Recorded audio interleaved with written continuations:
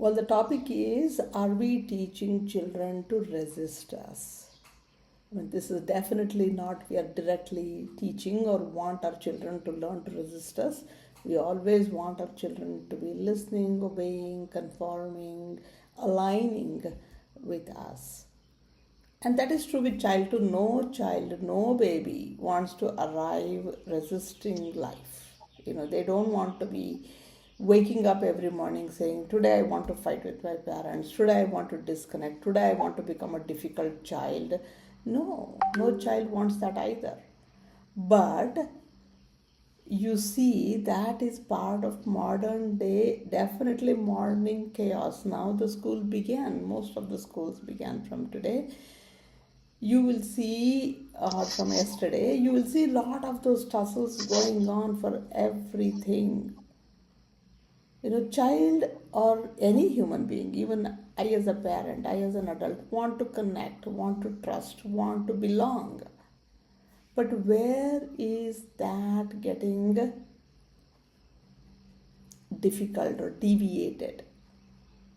Because most parents, come the first PTM, we will hear parents tell, my child doesn't ever listen to me. She argues for everything. Typically, when children get into their second stage of development, beginning about 8 or 9 years of age, they start arguing for things, and then they begin withdrawing, they shut down. Sometimes only when you shout, they will listen. So somewhere parent feels that I need to shout for them to get moving. Instead, if we can pause and question, what are children resisting in this environment I have created? My home is an environment, my classroom is an environment. What is it in the environment they're resisting? Just like how when a room is very cold, we resist to go in that room. When the room is very hot, when you go to a restaurant, some of these small ones, you don't want to sit near the kitchen. There could be a lot of noise, there could be a lot of heat. So what is it that the child is resisting in the environment that I have created for them? Go back to our own childhood. What did I resist? Why did I resist certain people, certain situations? Why did I resist it? Right? So typically, from the resistance perspective, it's more of a survival game. When my parents started shouting loudly, I hid. Or when there were people bullying me, teasing me, I withdrew. Right? So I resisted being in an adult's company or being with my friends because I had these repeated experiences. So there could be a stubbornness that comes in. Just like a parent says that my child will not move unless I shout at them, child could also be a stubborn. If I'm not stubborn, I will not get what I want. That becomes a learned habit. It may appear like laziness, it may appear like defiance. Anything that you do not feel comfortable with the child's action is an indication that child is resisting and asking for something. They may become aggressive, they may become indifferent, they may be sarcastic. Now go back and look at how many times we have made a sarcastic comments on the people we don't like. How many times when I know mornings, I'm expected to do certain chores and I come up with a stomachache and I want to just laze around. Somewhere beneath that resistance, there is a system that a child cannot handle. There is an overwhelming feeling. It's too much. I cannot handle it.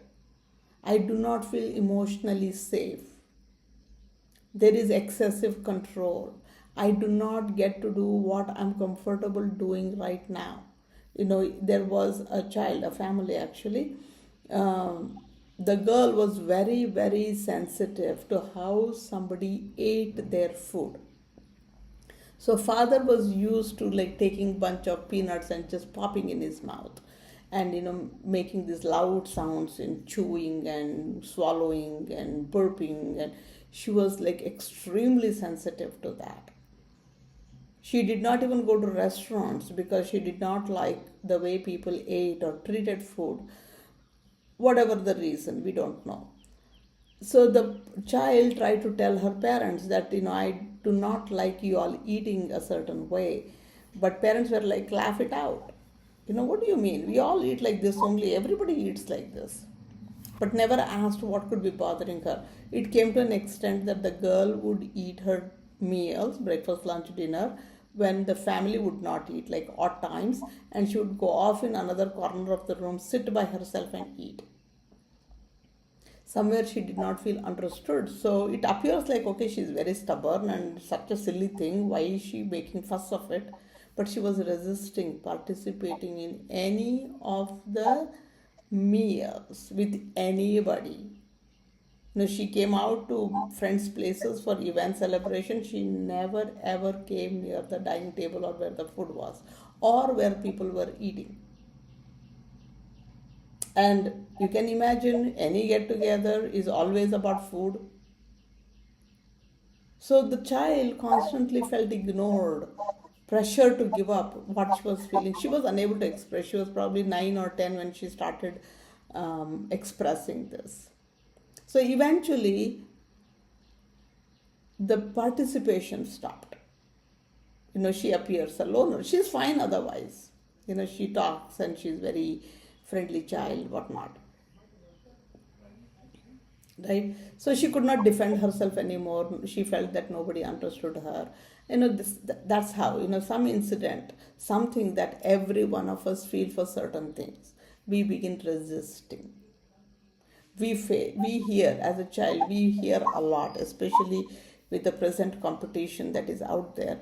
Be better, don't fail, compete, work hard, make us proud, act properly. Why can't you be studying right now instead of watching? Why can't you be chill? Don't get stressed about exams, whatever. So that is telling me that I'm not right the way I am. So there is a divide within me. My parents want me to be a certain way, but I'm a certain way. I cannot be like how my parents want or my teacher wants. And somewhere there is that anxiety, that withdrawal, that resistance coming. There could also be confusion, where we think controlling is care. When I typically talk to parents, I say, let them be, let them be. It's like, why? If let them be, then they may do whatever they want. So it's not like hold on tightly or let go completely. There is that right fine balance that I need to figure out.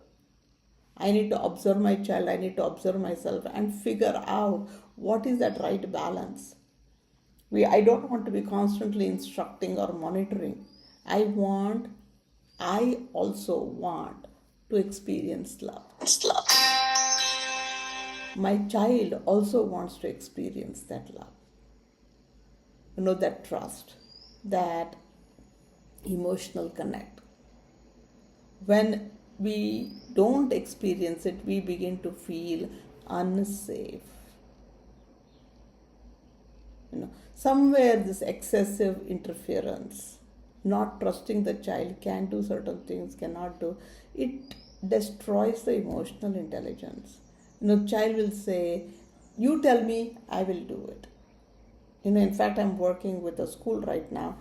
The head, who's pretty senior, and when we begin talking about how teachers should conduct themselves in the classrooms with the parents, they're like, ma'am, you just tell me what to do and we will just do it. It doesn't work that way. Children are so lively, so present, so full of life. I cannot predict life. There are no steps 1, 2, 3. It comes by observations. It comes by my own reactions to those observations. So it's just like, how a tree grows out in the nature. I cannot direct the tree. Of course, I can prune it. I can give it a support. I can tell grow like this only. But it does what it does. Yes, ma'am. So Anything you observe in nature, water flowing into streams and rivers, they take their own path. You see birds, mother bird feeding the young one, and they're pushing each other to fly, and they learn at their own pace. Somewhere, I mean, you allow child to explore, they will be much, much better. Otherwise, the problem is the child or any adult slowly begins to disconnect from their own body. I don't even know how I'm feeling right now. When we begin on our inner work, we realize that certain small things are stopping me or irritating me, or I've disconnected. I don't even feel. I don't want to take responsibility. I mean, I do something that I'm forced to, but naturally, in a lively way, I don't. I disconnect from intuition. I don't have curiosity anymore. So, a lot of other things come in, where the child begins to feel restricted. Naturally, children are messy. That's how it should be. They mess, they create, and then they figure out how to clean it, and they can't clean it, and we help them also clean up, and then next time they'll say, I should reduce the mess. Somewhere it is non-linear. We cannot predict this is what happens, this is what happens, this is what happens at a certain age and time. So I do not want to create an environment where the child will get into survival mode. It's just not about survival. They need to thrive, they need to ask questions. They need to learn to argue, agree to disagree, put out their ideas, and just flow with life, right? Because somewhere when I connect, it is the feeling of safety. Connection, it regulates my nervous system. Right? So look at, as parents, as teachers, now look at all these that create such environment. It may just not be me as a parent or an adult. It could be the environment, many of which I may not have control over. But then I need to begin managing that with the child, understanding that they have begun to withdraw themselves, resist themselves, distance themselves from life. See if there is any overstimulation, if there is any over scheduling, a lot of activities that they're doing after school, before school, during the school. The school just started and they're already welcoming ceremony, investiture ceremony, celebration of so many other days. Everything kind of becomes a pressure and a checklist to tick off. It's lack of meaningful connection, lack of purposeful work. And teachers also feel constantly evaluated. Parents feel constantly evaluated. Your son did only 75% in the 12th exams. Oh, he went for this coaching, right? He went for the special something, right? And that we take it out on the children somewhere. So look at what children truly need is emotional safety. And I cannot stress enough on having a rhythm. Rhythm, every small thing matters in a rhythm. And having a rhythm gives you such control and power. The presence of adults as open space of free play. I mean, even we adults need, we say, I want to just relax. Take that cup of coffee every morning and sit with it for 30 minutes wondering what's happening around me. Trust that I have my parents to support me, I have my teachers to support me. I can share what I'm feeling right now, irrespective of how good, bad it is. In that kind of environment, children begin to participate and not resist. So ponder upon those. Thank you very much.